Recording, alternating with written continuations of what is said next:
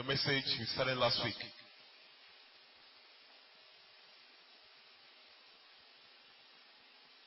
The mystery of salvation. Praise the Lord, church. I want to conclude this teaching. I tried to finish up last week, but too many questions arose. And I want to make sure I make the edges straight. Make the rough edges straight so that we can have a full understanding. And for those that were not here last week, or those that came very late, I want to do a very brief recap of what we touched. Praise the Lord. I'll try to be as brief as possible in the recap. Then when we continue, you can follow up. Praise the Lord. We started from the Good Samaritan. I think that's Luke 10. Can we go there and then let's start from there to the concluding part. Luke chapter 10. The parable of the Good Samaritan.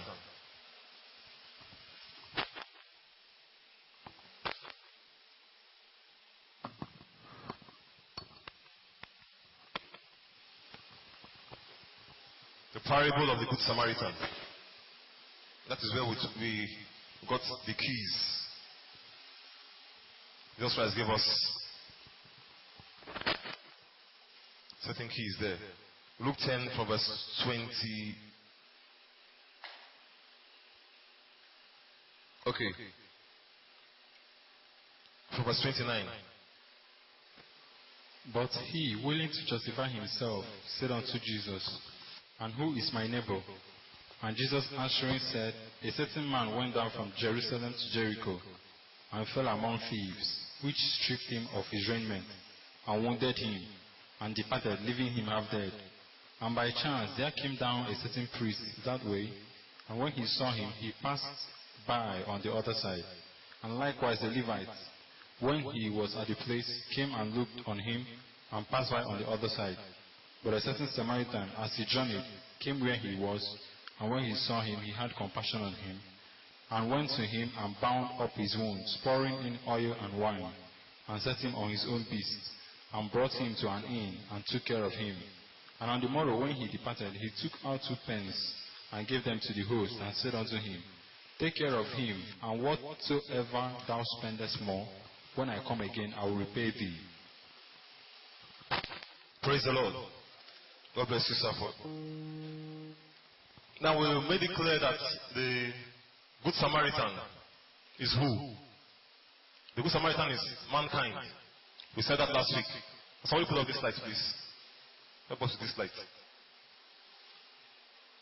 The Good Samaritan is mankind. And mankind was beaten and bruised by their idolatrous practices. Praise the Lord. Bruised and battered by sin. And their religion came, being the priest. The priest saw him, he couldn't help. The Levites came, being the law, legalism. He saw him beaten. The law could not help man. The law could not help man. The law could not help man. And then the Good Samaritan came. That's Jesus Christ. He came and saw man. And the Bible said that he bound up his wounds and poured oil and wine. And then we made it clear last week that oil and wine signifies something. What does it signify? The Holy Ghost. So Jesus Christ saw man being bruised and battered by sin. And he bound up his wounds. And then gave him the Holy Ghost. And what did he do next? He took him to an inn and gave the innkeeper 2 pence. Praise the Lord. Am I correct? He gave him 2 pence. A penny for a day. And told him, watch over him. When I come, whatever you spend extra, I will give you. Praise the Lord. Praise the name of the Lord Jesus. And then we know that a penny is a day wage. Wages for a day. Praise the Lord. According to Matthew chapter 20, if you read the parable of the vineyard, Matthew 20, A penny is a wage for a day. So Jesus Christ giving, the Samaritan giving 2 pence means that after 2 days he's going to come back. And we know that 2 days, according to 2 Peter chapter 3, a day is as before God is at was as 1,000 years. We made all this thing clear last week. A day before God is as 1,000 years, and 1,000 days, 1,000 years as a day. So giving him 2 pence for 2 days. 2 days for Gentiles is 2,000 years. 2,000 years. Praise the Lord. 2,000 years. And he says, if you want to spend more, that means if he comes after 2 days, whatever you spend extra, I will give to you. Praise the Lord. And Hosea chapter 6 verse. Let's go to Hosea chapter 6. That is where we corroborated. I believe my English is right. That's why we corroborated the story that Jesus Christ, the parable that he gave. We have a perfect balance from Hosea chapter 6, verse 1 and 2. Can somebody read for us? Come, and let us return unto the Lord. For he hath torn, and he will heal us. He hath smitten, and he will bind us up. After 2 days will he revive us, and in the 3rd day he will raise us up. Praise the Lord. Come and let us return unto the Lord. That is the prophecy to Israel. Come, let us return unto the Lord. After 2 days, what is after 2 days will happen? After 2 days will he revive us. After 2 days will he revive us. That means after 2 days. After these 2 days for mankind, means 2,000 years, he will revive us. And he says in the 3rd day what will happen? He will raise us up. He will raise us up again and we will live in his sight. Praise the Lord. So we'll talk about this 3rd day today. This 3rd day is the millennium. I don't know if I said this last week. The 3rd day is the millennium. The 3rd day is a single day. The 3rd day is the millennium. The 2 days is the salvation era for Gentiles. And then I think we stopped in these 70 weeks. So after 2 days, the 70 weeks comes, then the 3rd day.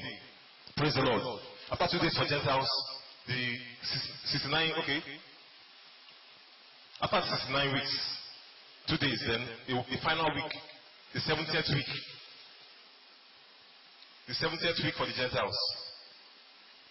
Then the 3rd day comes in. Praise the Lord. So that is just how far I can go of what we said last week for those that were not here. I want to continue and then try and conclude this topic. And by God's grace, we'll do that today in the name of Jesus Christ. Let's see Romans chapter 11. Let's take our text from Romans chapter 11. That is where we stopped last week.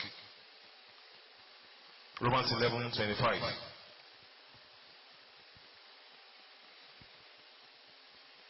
Romans 11:25. That's our text for today. I want to conclude this topic, the part 2 of the salvation of the Jews. Praise the Lord.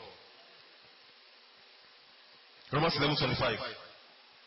Can we all read together?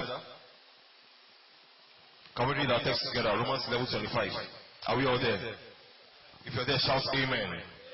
If you're not there, shout wait for me. Okay, let's wait for them.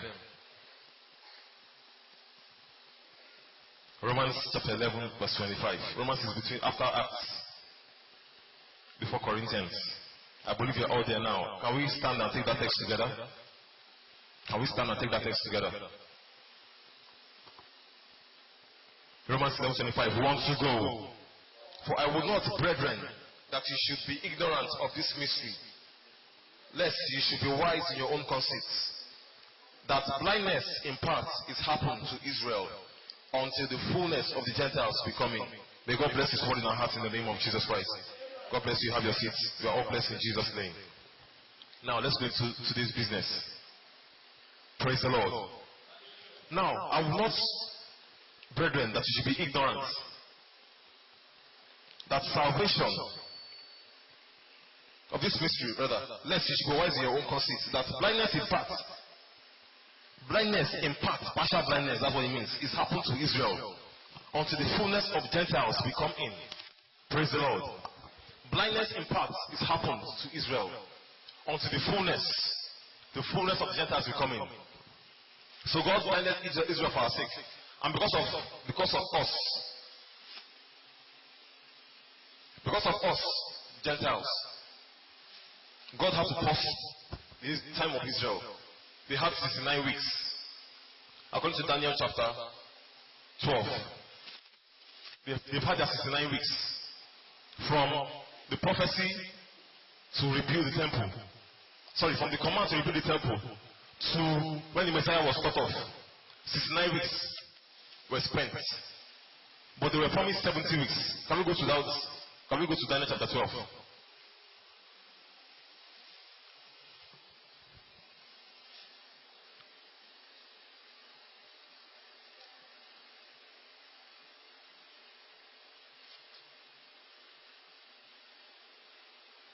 Sorry, Daniel chapter 9. Nobody even corrected me. Daniel 9, that's how we... Daniel 9, verse...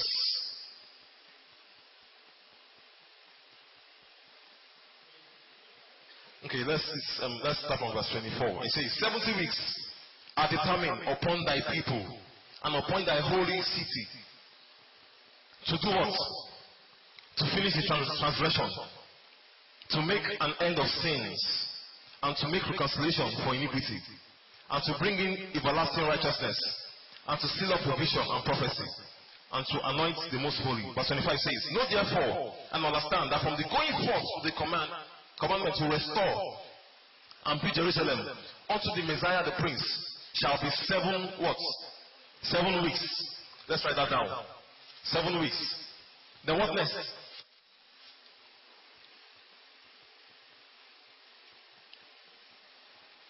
7 weeks, okay, and then 62 weeks. 62 weeks is what? 62. 3 score is 60, a score is 20. 3 weeks, 62, and then what next? Okay, and the street shall be built again, and the wall, and in troublous times. And after 3 weeks shall Messiah be cut off, but not for himself. And the people of the prince shall come and destroy the city and the sanctuary, and the end thereof shall be with a flood, and unto the end of the walls are determined. And he shall confirm the covenant with many for 1 week. Who is he? He is the Antichrist. The prince that shall come shall confirm the covenant with many for 1 week. And in the midst of that week, that's okay, the remaining 1 week. And in the midst of that week, this is where we are today now. That was the final week. Praise the Lord. Praise the Lord. Now let's go ahead. Verse 27, and he shall confirm the covenant with many for 1 week. And in the midst of the week, being the Antichrist, he shall cause the sacrifice and the oblation to cease. And for the overspreading of abominations, he shall make it desolate, even unto the consummation. And that determined shall be poured upon the desolate. Praise the Lord. So here we have the 70 weeks, how it was spent, or how it will be spent. 69 weeks has been spent already. There's 1 more week remaining. A week is 7 years. We made this clear last week. Praise the Lord. So this 1 week here has not been spent. And this is it here. The 70th week. After our time, this is where we are now. We are in these 2 days. After this, the 70th week for Israel will come in. Praise the Lord. So this one belongs to the Gentiles. The 2 days. The 70th week will still come for Israel's revival. He said after 2 days in Hosea chapter 6. After 2 days, he will revive us. And in the 3rd day, he will raise us up again. We shall live in his sight. So this is where we are. 2,000 years. Praise the Lord. Praise the Lord, church. So in the midst of this final week, the Antichrist will manifest himself. Hallelujah, church. Praise the Lord. But I want to dwell on verse 24. The purpose of this prophecy. Let's take it gently, and then from there we'll make everything clearer. It says 70 weeks are determined upon thy people and upon thy holy city. Upon thy people being Israel. Daniel is the Jew. 70 weeks have been given to the people, being his people. And upon thy holy city. That is Jerusalem. Praise the Lord. And it says number 1, to finish the transgression. Let's take it step by step now. There are 6 purposes there. It says to finish the transgression. Then number 2 is what? To make an end of sins. Number 3, to make reconciliation for iniquity. Number 4, to bring in everlasting righteousness. Number 5, to seal up the vision and prophecy. And finally, to anoint the most holy. Praise the Lord. So this is the 6 purposes for the vision. For the 70 weeks. Praise the Lord. So let's take it one after the other. So number 1. What's the number 1 there? To finish the transgressions. Praise the Lord. Now, to finish the transgressions, Israel's transgression caused them to go into slavery, to go into captivity. Now, what is the transgression? Praise the Lord. I think I said this last week. Okay, let's see Micah chapter 1.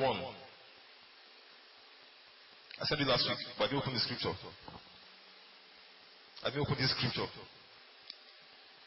I know I said last week that idolatry caused God to take salvation from them and blind them. But let's see another scripture that to confirm Romans chapter 11. So let's see Micah chapter 1. And let's see if what we said was true. Micah chapter 1, are we all there? Micah is after Jonah. Micah chapter 1, let me read. Verse 5 says, for the transgression of Jacob is Israel. I hope you all know that. Okay. Now, for the transgression of Jacob is all this, and for the sins of the house of Israel. What is the transgression of Jacob? Is it not Samaria? And what are the high places of Judah? Are they not Jerusalem? Therefore, I will make Samaria as an heap of the field, and as plantings of a vineyard. And I will pour down the stones thereof into the valley, and I will discover the foundation thereof. Verse 7 says, and all the graven images thereof shall be beaten to pieces, and all the hires thereof shall be burned with fire, and all the idols thereof will I lay desolate. For she gathered it of the hire of an harlot, and they shall return to the hire of an harlot. Praise the Lord. If you read further down, it shows that Israel committed whoredom. Praise the Lord. Going after idols. And God sees it as whoredom because Israel is his wife. And when the woman goes after another man, it is harlotry. It is whoredom. Prostitution. Praise the Lord. So because Israel went after idols, within their transgression. Praise the Lord. So the first purpose, to finish the transgression. Praise the Lord.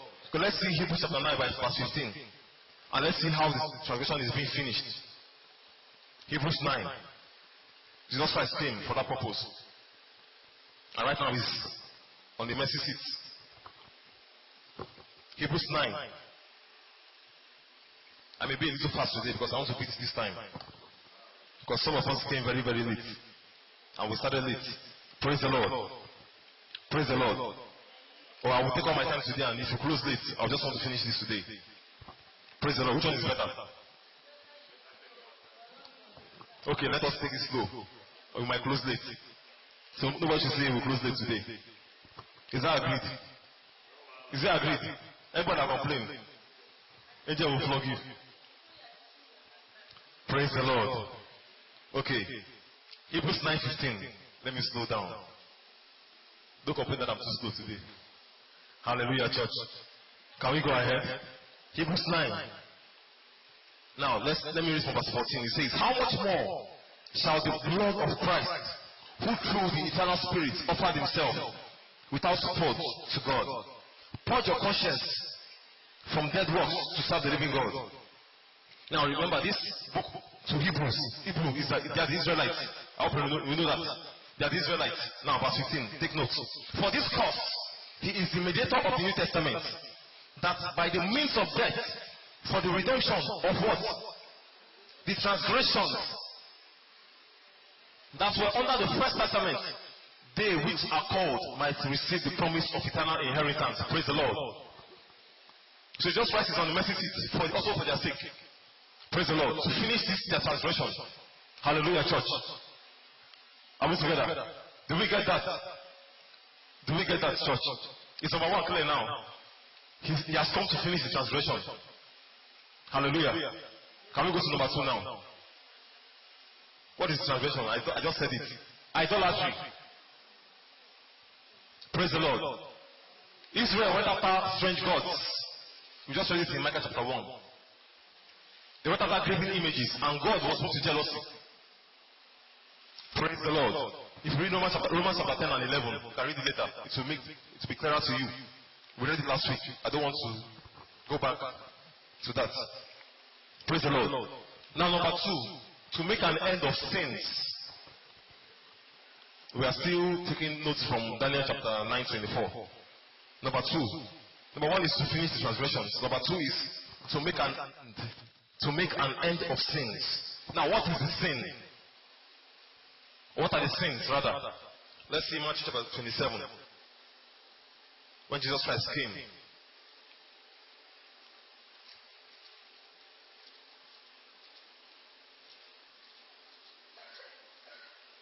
To make an end of sins. Matthew 27. Can somebody read for us? Verse.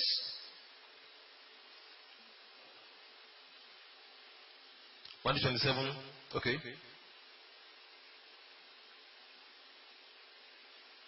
Okay, let's read from verse 21.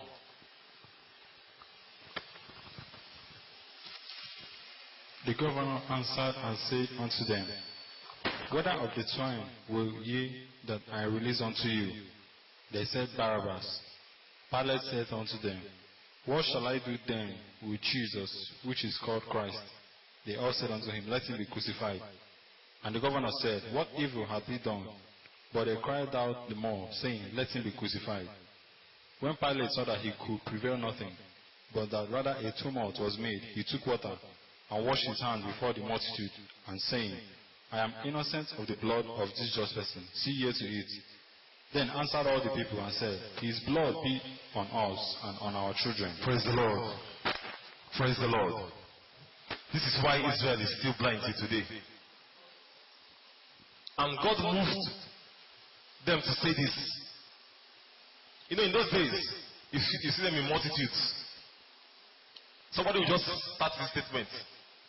Let His blood be upon us, and everybody will echo it. Yes, let it be upon us. And before you know, everybody is saying it. And he just say, upon our children too. Praise the Lord. Let the blood of this innocent man be upon us, but he must die. And that is the sin. Praise the Lord. But the Bible says that one day they will see the hands that was pierced. And they will ask him, Who did this to you? And he'll say, You did it to me. Let's see Zechariah chapter 12. How he will make the end of sins.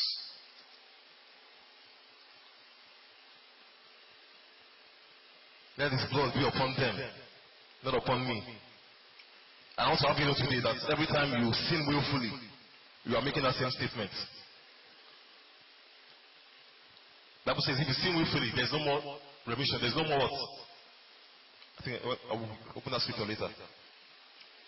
Zechariah chapter 12. Can somebody read for us from verse 8? In that day shall the Lord defend the inhabitants of Jerusalem, and he that is feeble among them that day shall be as David, and the house of David shall be as God, as the angel of the Lord before them. And it shall come to pass in that day that I will seek to destroy all the nations that come against Jerusalem, and I will pour upon the house of David and upon the inhabitants of Jerusalem the spirit of grace or supplications, and they shall look upon me who they have pierced, and they shall mourn for him, as one mourneth for his only son, and shall be in bitterness for him, as one that is in bitterness for his firstborn. Praise the Lord. Praise the Lord. One of these days, the Bible says, and I will pour upon the house of David and upon the inhabitants of Jerusalem the spirit of what? The spirit of grace. The grace that we're enjoying now that they don't have. He said on that day, let me read again verse 10. And I will pour upon the house of David and upon the inhabitants of Jerusalem the spirit of what? Grace and of supplications. That is why their eyes will be open. Praise the Lord. Sin has blinded them. On that day, when He pours spirit of grace upon them, their eyes will be open. And He says, and they shall look upon me, whom they have pierced, and they shall mourn for him, as one mourneth for his only son, and shall be in bitterness for him, as one that is in bitterness for his firstborn. Praise the Lord. I'll take a topic later and I'll explain the scenario behind this. But this is when Jesus Christ comes from heaven to intervene for Israel. When the beast himself will come and lay siege on Jerusalem. It will happen in its final week. But I'll take it as a topic. I'll take it as a special topic. Praise the Lord. Praise the Lord. So on that day he will pour grace upon them and they will realize and know that this same Jesus that has come to deliver them, and they will say that he's one of them, and they will ask, what happened to you? Your hands are pierced. Look at your side. And he will say, you did this to me. Praise the Lord. Praise the Lord. It's like a type of Joseph. Joseph is a type of Christ. When his brethren came to see him. Praise the Lord. I'll take it later as a topic. I don't want to digress from this. So this is how the end of sins will be made. Praise the Lord. By pouring the spirit of grace upon them. And they will see Christ for who he is. Praise the Lord. Hallelujah, church. Can we go ahead? Is that number 2 clear? Okay, let's go ahead. Number 3. What's number 3? What is number 3? Let me see if you are following. I thought we were writing it down before. To make reconciliation for what? For iniquity. Praise the Lord. Reconciliation for iniquity. Now let's see Hebrews chapter 10 verse 26.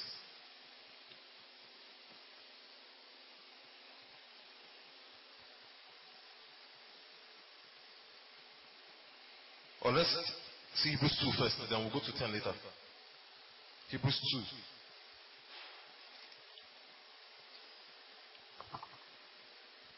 We're taking them slowly. The 6 purposes of the vision. Now, number 3, reconciliation for iniquity. Hebrews chapter 2, verse.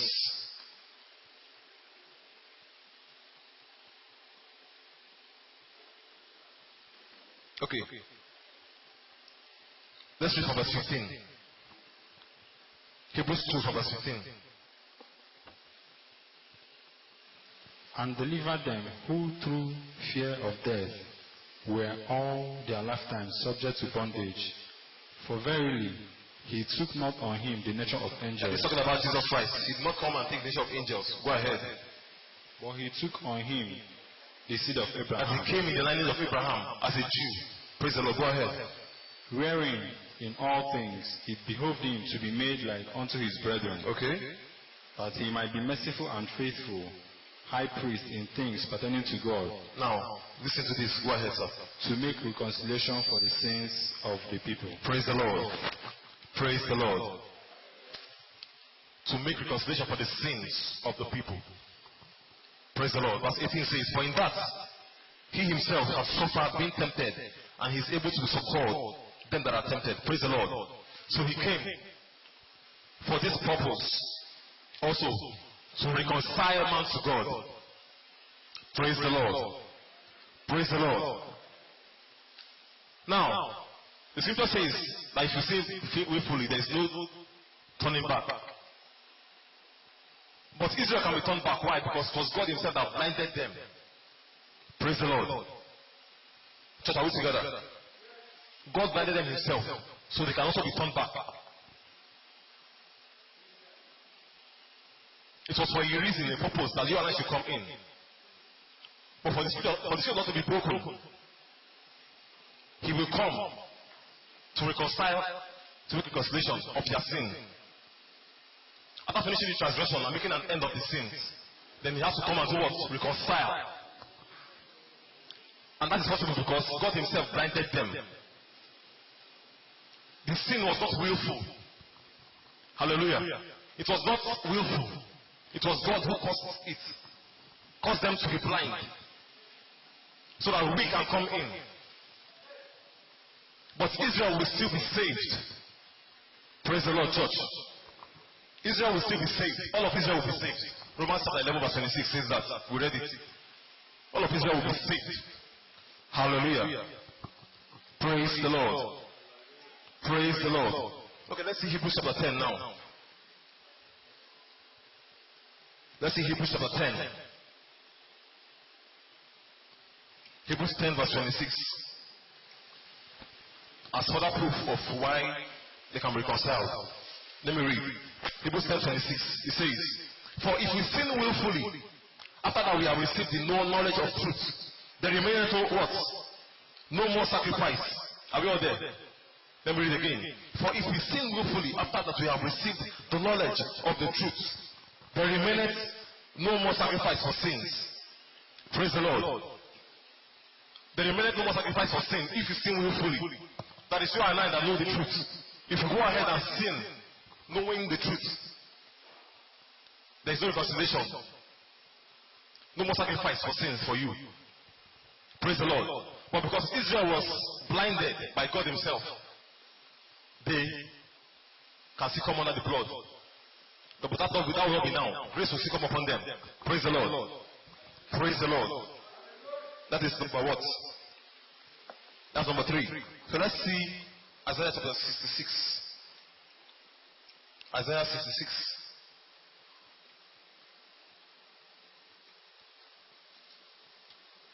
Still on the issue of Israel and their reconciliation.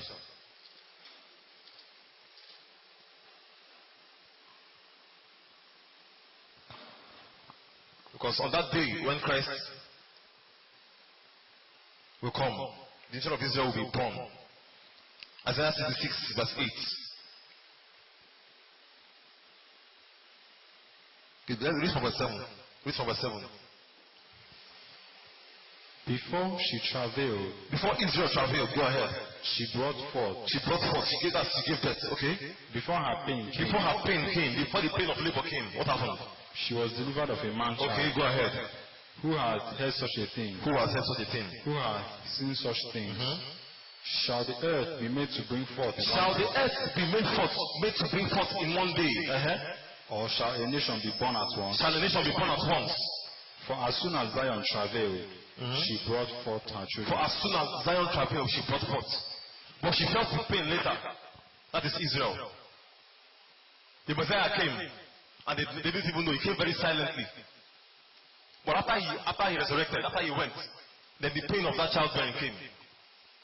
That is when the Roman army besieged them. Praise the Lord. Praise the Lord. He said, who has said such a thing? Can the earth bring forth in one day? He also speaks of Israel naturally, natural Israel. How the independence came under 24 hours. A nation was born. Praise the Lord. He also speaks of Israel in prophecy. How their sins will be forgiven them and God will see them as a nation again. Praise the Lord. Praise the Lord. That is the future tense, not even now. Praise the Lord, church. Like when I take this last topic, I will expand on this scripture. But just to let us know that Israel will be brought back. And that scripture, it cannot be held against them because God himself blinded them. Praise the Lord. Praise the name of the Lord. Can we go ahead? Can we go ahead? Is number 3 clear?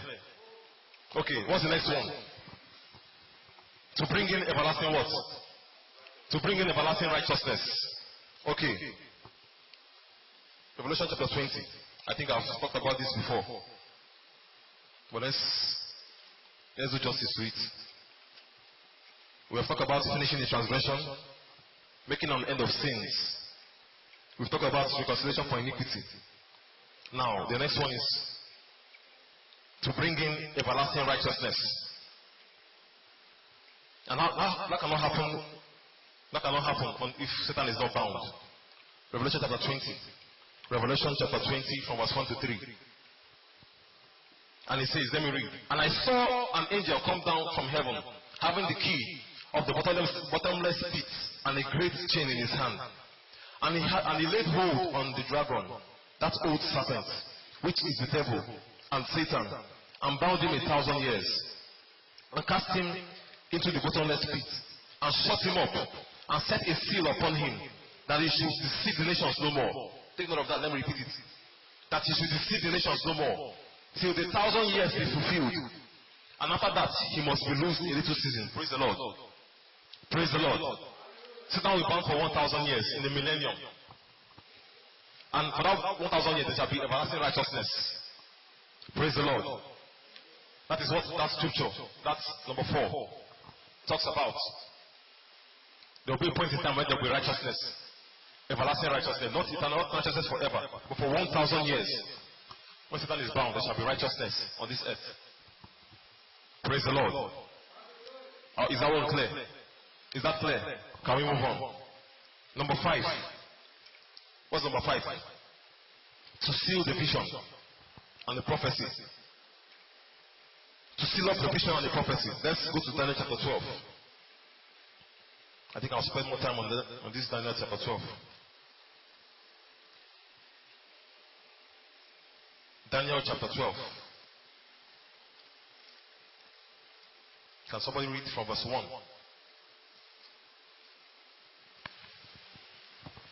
And at that time shall Michael stand up, the great prince, which standeth for the children of thy people. And there shall be a time of trouble, such as never since there was a nation, even to the same time. And at that time shall thy people be delivered, every one that shall be found written in the book. And many of them that sleep in the dust of the earth shall wake, some to everlasting life, and some to shame and everlasting contempt. And they that be wise shall shine as the brightness of the firmament, and they that turn many to righteousness as the stars forever and ever. But thou, O Daniel, shut up the words and seal the book, even to the time of the end. Many shall run to and fro, and knowledge shall be increased. Then I, Daniel, looked, and behold, there stood other two, one on this side of the bank of the river, and the other on the other side of the bank of the river. And one said to the man clothed in linen, which was upon the waters of the river, How long shall it be to the end of these wonders? And I heard the man clothed in linen, which was upon the waters of the river, when he held up his right hand and his left hand unto heaven, and swear by him that liveth forever, that it shall be a time, times and a half. Can you repeat that please now? Can you repeat it? And I heard the man clothed in linen, which was upon the waters of the river, when he held up his right hand and his left hand unto heaven, and swear by him that liveth forever, that it shall be for a time, times and a half. Okay. And when he shall have accomplished to scatter the power of the holy people, all these things shall be finished. Go ahead. And I heard, but I understood not. Then said I, O my Lord, what shall be the end of these things? And he said, Go thy way, Daniel, for thy words are closed up and sealed to the time of the end. Many shall be purified, and made white, and tried. But the wicked shall do wickedly, and none of the wicked shall understand, but the wise shall understand. And from the time that the daily sacrifice shall be taken away. Stop there. Let's stop there. God bless you, sir. Praise the Lord. Praise the Lord. It speaks chronologically of the time of Jacob's trouble, being the time of the tribulation, when the Antichrist starts persecuting the Jews. Praise the Lord. Praise the Lord. That is from verse 1. That will happen in the 70th week. The time of Jacob's trouble. When the tribulation starts. It says, At that time shall Michael stand up, the great prince, which started for the children of thy people. And there shall be a time of Jacob's trouble, a time of trouble, such as never was since there was a nation, even to that same time. And at that time thy people shall be delivered, every one that should be found written in the book. Verse 2, And many of them that sleep in the dust of the earth shall awake, some to everlasting life, and some to shame and everlasting contempt. That is the resurrection. After the 70th week. Praise the Lord. There shall be resurrection. That is the final resurrection. We talked about it last time. The final resurrection is the resurrection of the tribulation saints. Those that were killed by the Antichrist. They will resurrect finally. Are we following? Are we following? Let me go back. Praise the Lord. After the 70th week, I said it last time, the third resurrection, the third part of the first resurrection is for the tribulation saints. Is that right? You said it last time. Can I go ahead now? After their persecution, their tribulation, verse 2 says, And many of them that sleep in the dust of the earth shall awake. That is their resurrection. After they have been killed, They will resurrect. Are we following now? Can I go ahead? After their time, after the 70th week, before the millennium, there will be resurrection of those that were killed here. Are we following? That's what verse 2 is saying.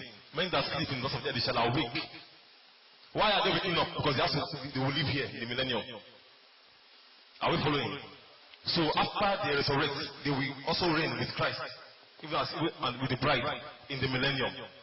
That is why they are being resurrected. Praise the Lord. Can we go ahead? Okay. Because somebody is using our face. Now, what's the next verse? Okay, verse 3 says, and they that be wise shall shine as the brightness of the firmament, and they shall turn men into righteousness as the stars for heaven forever and ever. Verse 4, which is the purpose of where we are. It says, but thou, O Daniel, do what? Shut up the words and seal the book, even to the time of the end. Many shall run to and fro, and knowledge shall increase. Praise the Lord. Pastor is taking that topic already. He took it on Sunday. Praise the Lord. The sealed book. How many of us were here on Sunday? How many of us were here on Sunday? Okay. The book that was sealed. One of these days, the final seal will break. 6 seals have been broken already. Praise the Lord. If you heard Sunday, you have heard that. If you're paying attention. Praise the Lord. Praise the Lord. So, Daniel was told to shut up and seal the book, seal the vision until the time of the end. There will be a group of people that this book will be open to. Praise the Lord. Praise the Lord. There will be a group of people that this book will be open to. That's why I was told to seal the vision. Only the wise will understand. And who are the wise? Who are the wise, church? Who are the wise?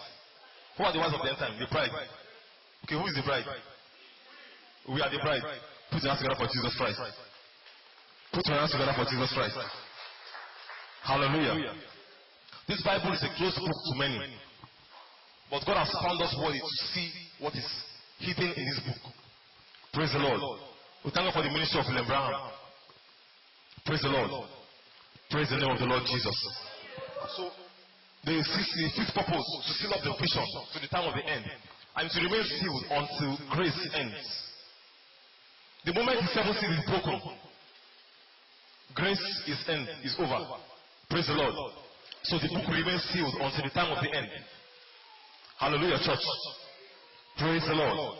That is number 5. I hope you have that clear. Is it clear to us? Okay. I'm taking it very carefully. What somebody say I'm rushing. The final one. What is the final one? To anoint the most holy. To anoint the most holy. Praise the Lord. Now, anointing the most holy. Okay, let me just ask. What does it mean? What do you understand by that? What do you understand by that? What does that mean to you? I'm about to ask questions today. Let me ask this one now. To anoint the most holy, what does it mean? Anybody that gets the answer, I will give you one notepad. Yes, I will give you one notepad. I will give you a notepad. Do you want a car? I will give you a notepad. Let somebody. Okay. Who has the mic? I want to ask. Let me know if you have been paying attention to pastor's preaching and the Bible study. What does it mean to anoint the most holy? What does it mean to you? What do you understand? Praise God. Hallelujah. To anoint the bride. To anoint the bride. Or Christ. Which one are we taking now? Choose one. Which one are we taking? To anoint Christ or his bride? Two of them. Okay. She has spoken to the best of our knowledge. Christ or bride. You cannot have it both ways. Praise the Lord. Hallelujah. Let me give it a try also. Okay. To crown him. To crown who? Christ. Crown Christ. Okay. Who else wants to try?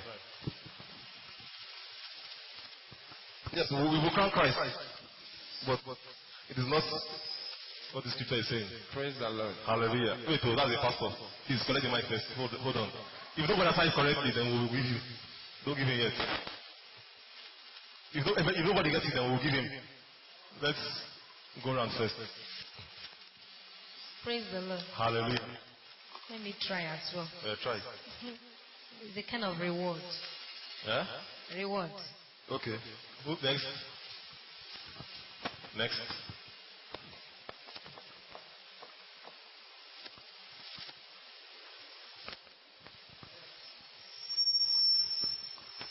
Okay, give the pastor.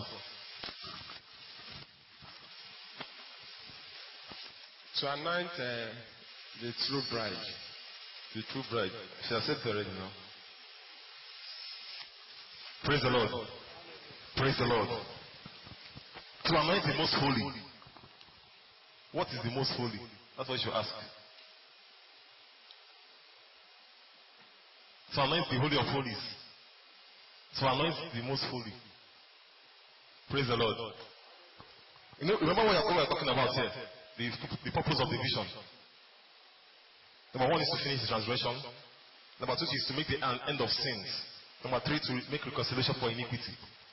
Number 4 to bring in everlasting righteousness upon this earth. Number 5, seal of the vision to the time of the end.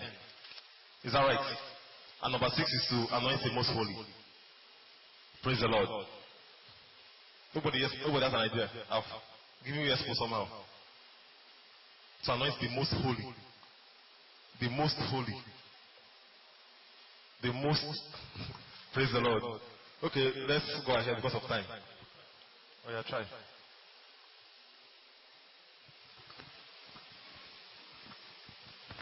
Praise the Lord. Hallelujah. So, anoint the most holy, according to the chronology of what you said now, is to crown Jesus Christ on the mercy seat, to stand on the throne and to take over position after the millennium, 1,000 years.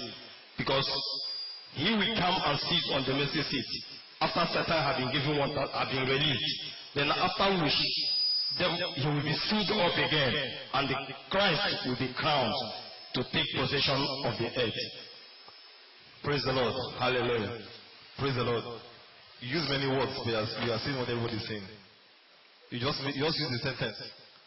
Praise the Lord. Now, I don't want to take this long reading, but the most holy is a place. That is Jerusalem. Praise the Lord. She's saying, I think she's not it before. Praise the Lord. So anoint the most holy. Praise the Lord. Jerusalem has to be consecrated because of what the priests will do there. Praise the Lord.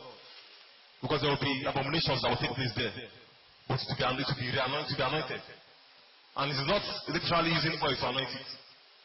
Praise the Lord. Praise the Lord, church. Are we following? The presence of Jesus Christ in Jerusalem will anoint that place. When Christ and his bride comes, when you say to meet to anoint Christ, Christ is already anointed. What's the meaning of Christ? So how can I anoint somebody that's anointed? Is it possible? So the anointing upon him, when we descend, when we and Christ, being the anointed ones, descend upon Jerusalem. When I say we, I mean those of us that will make it to the rapture. That's what I mean.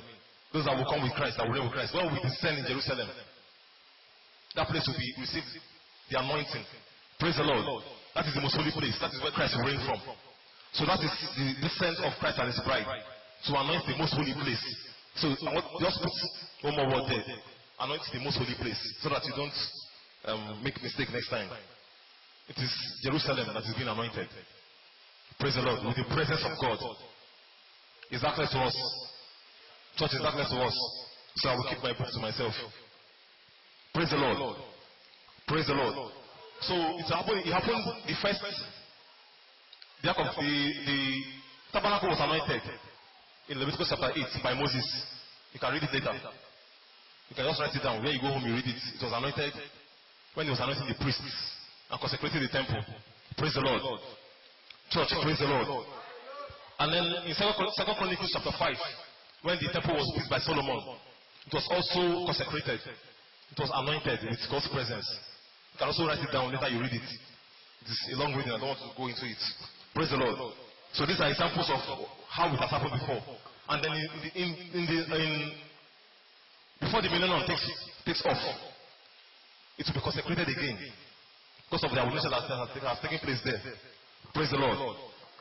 And there was a time given for that. If you read Daniel chapter 12 down, they were given some 5 extra days for that. When I take the topic of the day of the Lord and Armageddon, I will go into it in detail. Praise the Lord. Church, praise the Lord. So we've seen the six purposes of the vision. To finish the transgressions, to make an end of sins, to make reconciliation for iniquity, to bring in everlasting righteousness, to seal up the vision and prophecy, and then to anoint the most holy. Praise the Lord.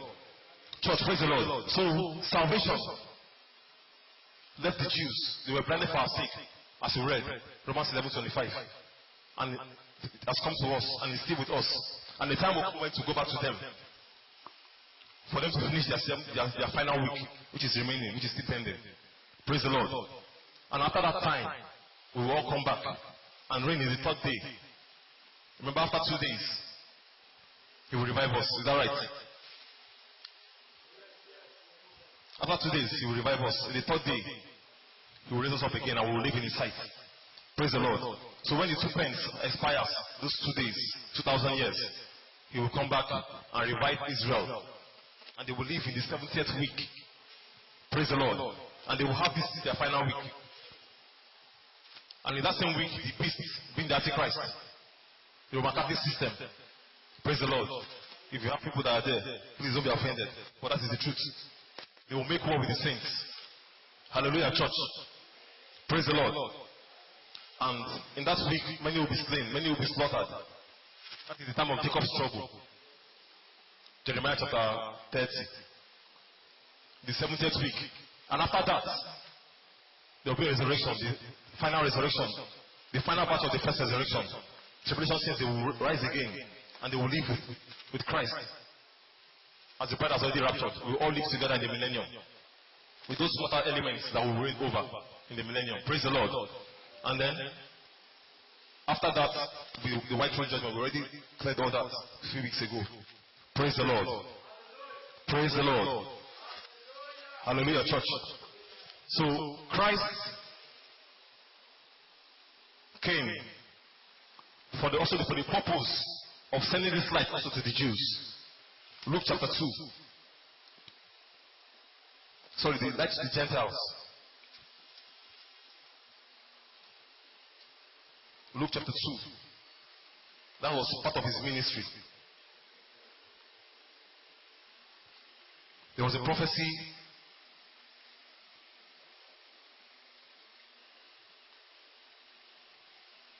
by Simeon on the door of his. Okay, Luke chapter 2 verse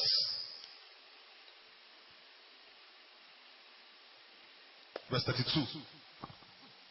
Let me read. Luke chapter 2 verse 32, and it says, a light to lighten the Gentiles. We're talking about Christ. A light to lighten the Gentiles and the glory of thy people Israel. Praise the Lord. Praise the Lord.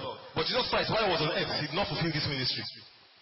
Yes, it was prophesied of him that he would do this, but he did not fulfill this ministry. I'm talking about the ministry of salvation from the Jews to the Gentiles and then back to the Jews. Praise the Lord. Church, praise the Lord. Jesus Christ did not fulfill this ministry while he was on earth. He focused on the Jews. Praise the Lord. When he was ascending, he said, go to the house of Israel first. He told the disciples, go to the Jerusalem and the house of Israel. And then to Samaria, which is the neighboring city. And then to all the earth. Praise the Lord. But then Apostle Paul was given this commission. Acts chapter 9, verse 15. Let's go there. Let's see when he was converted. So Jesus Christ was in Christ. Jesus Christ was in Paul, fulfilling this ministry.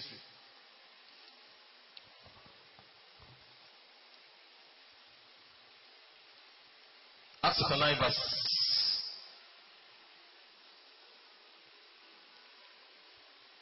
verse 15.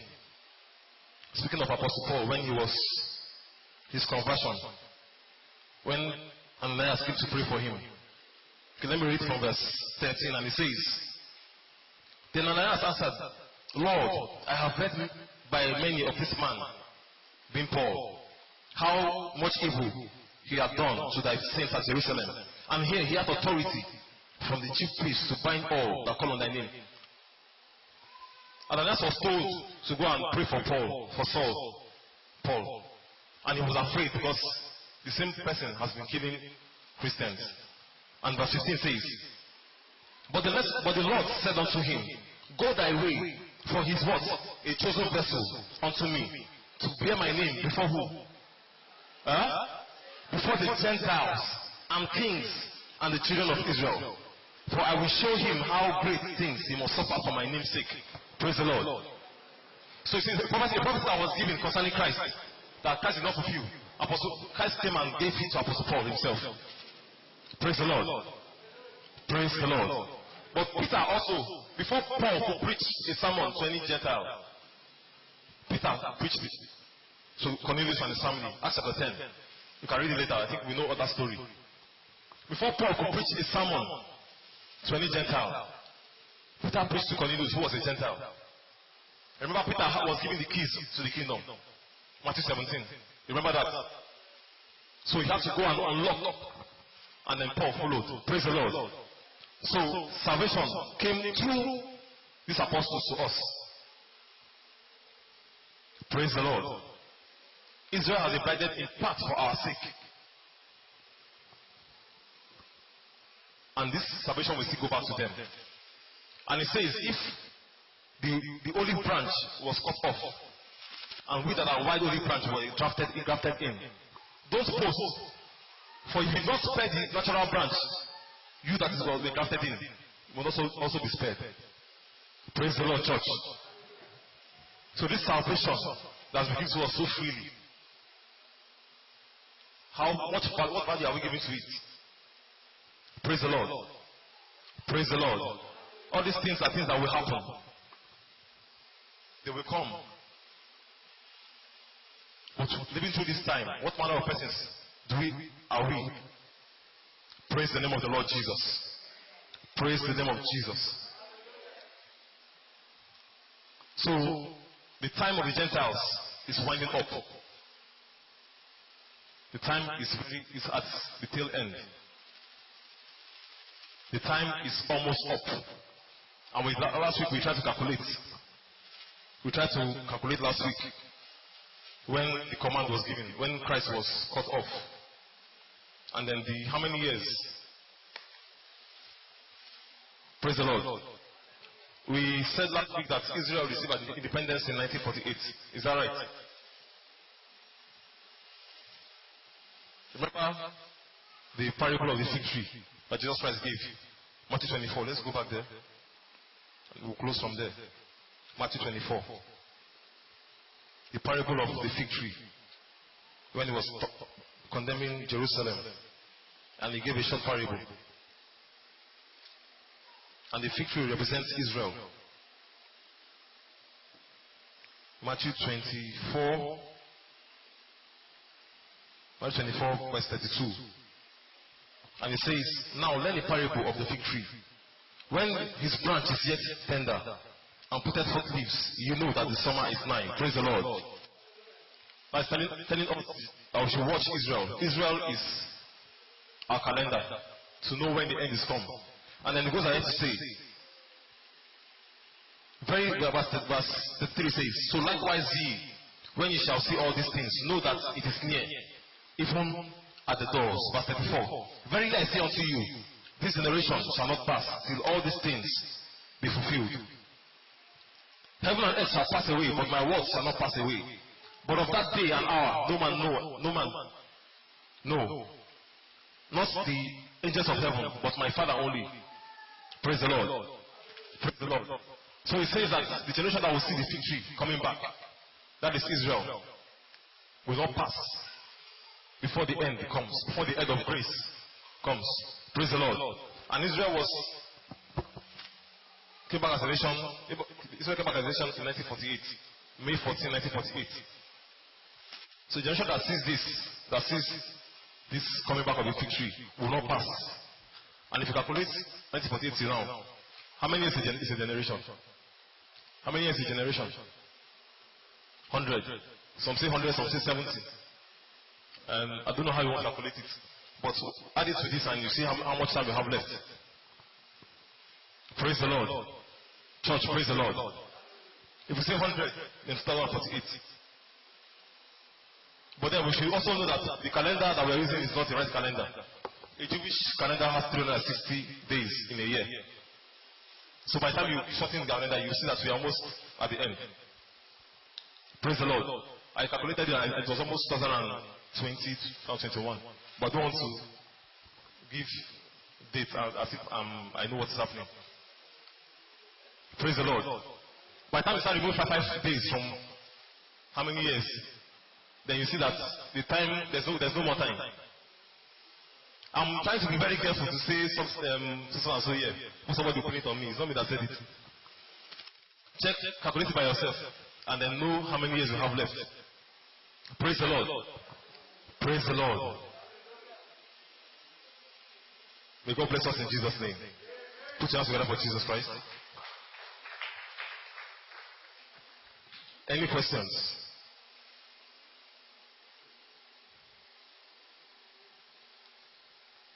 Any questions?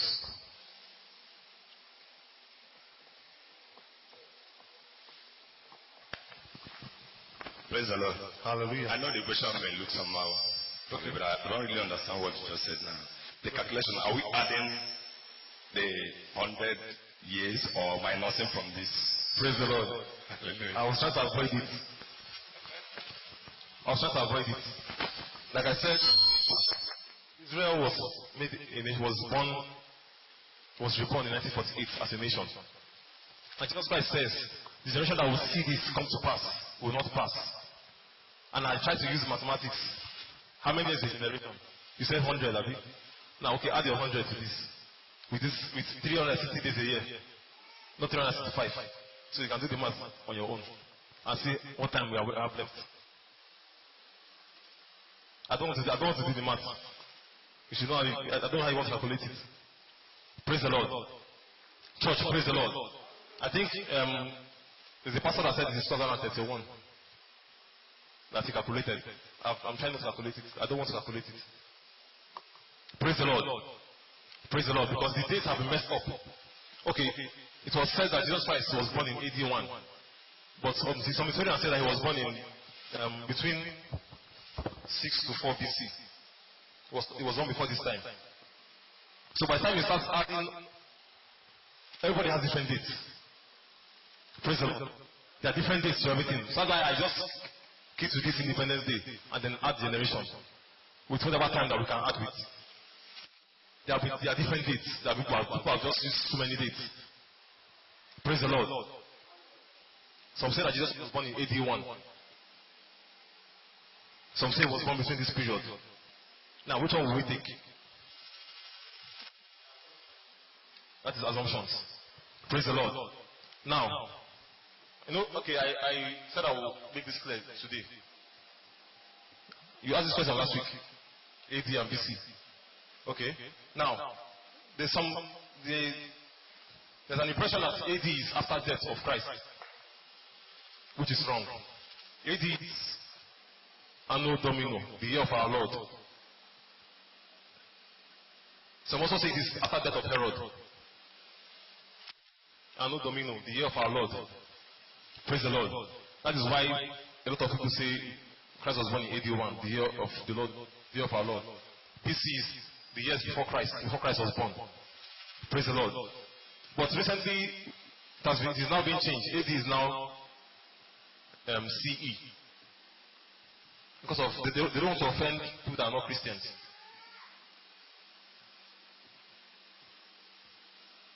When they say what is AD and you say the year of our Lord, and people that are not Christians, who is our Lord? They are saying that. Why are you saying that is our Lord? So now they are changing it. AD is now common era, CE. And then BC is now before common era. So they are not changing. They've changed this AD and BC to CE and BCE. Now, as at now. Praise the Lord. Because it's offensive to non-Christians. Praise the Lord. AD, day of our Lord, is offensive to non-Christians. So now it has been changed to CE. If you watch recent calendars, that's what you see. It has been changed to CE and BCE. Because non-Christians find it offensive that you are calling somebody our Lord. A Lord that they don't know. Praise the Lord. Praise the Lord. So that is, I promise that I will make this clear today. And I think I've touched it now. So, if you can add your generation to, sorry, let me not sound insultive. Add your generation to this. So you get the time of the end. Praise the Lord. Praise the Lord. So because of the too many dates, I'm trying not to go into the maths. Praise the Lord. He said the day or the hour no man knows. But he said that the bride will know the season when the Lord shall come. And this is the season. Praise the Lord. Watch the Antichrist. Watch Israel. Watch Jerusalem. There are signs in Matthew chapter 24. Watch. Go to Matthew 24 and read that scripture. And you see some of the signs already manifesting now. I heard that last week the Pope said that the Bible is not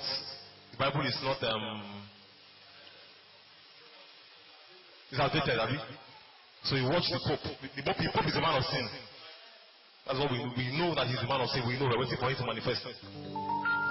Praise the Lord. We know who he is. That seat is the seat of the Antichrist. And one of these days he will take that seat to Jerusalem. Praise the Lord. So we know, but we are waiting. We are wise virgins. We are watching. The Bible says that the wicked shall do more wickedly, but the wise will understand. Daniel chapter 12. So we are just watching and waiting. Praise the Lord. Any other question? Okay. Praise the Lord. Hallelujah. There is somewhere you read in Revelation verse 20. Chapter what? From 1. Okay. I'm going to read it out because there is something that I don't understand. Okay. From 1, he said, "And I saw an angel come down from heaven, having the key of bottomless pit, and a great chain in his hand. And he laid hold on the dragon, that old serpent, which is the devil and Satan, and bound him for 1,000 years." Verse 3 says, "And he cast him into the bottomless pit, and shut him up, and set a seal upon him, that he should deceive the nation no more, till 1,000 years should be fulfilled. And after that he should be loosed for a season." Then verse 7 says, "And when the 1,000 years are expired, Satan shall be loosed out of his prison, and he shall go out to deceive the nation which are in 4 quarters of the earth." So my question is, this nation that Satan will go and deceive, because I want to believe it's after the rapture, right? So this nation is going to deceive again. Who are the people that will make up that nation? The people that will live in the millennium, they will multiply themselves again. So they will still be deceived again. Yes. They have to be tested also before they can live in the eternal age. They have to be tested. So their temptation will come after the 1,000 years. Okay. Thank you. Okay. I hope it's clear to you. In the millennium, nobody will die in the millennium. So there will be multitude, there will be multiplication. The earth will be multiplied. So when they live righteously for 1,000 years, Satan will be released to go and tempt them. And then their temptation will be worse because Satan knows that he has little time left. So those that will stand faithfully, those that will not stand, there will be a war. If you read it down, he's going to deceive them to war with Christ, to overthrow our government with Christ. Praise the Lord. But they will meet their end before the white throne judgment. Praise the Lord. So that is it. Any other question before we close? Any other question before we close? I think we've finished this topic.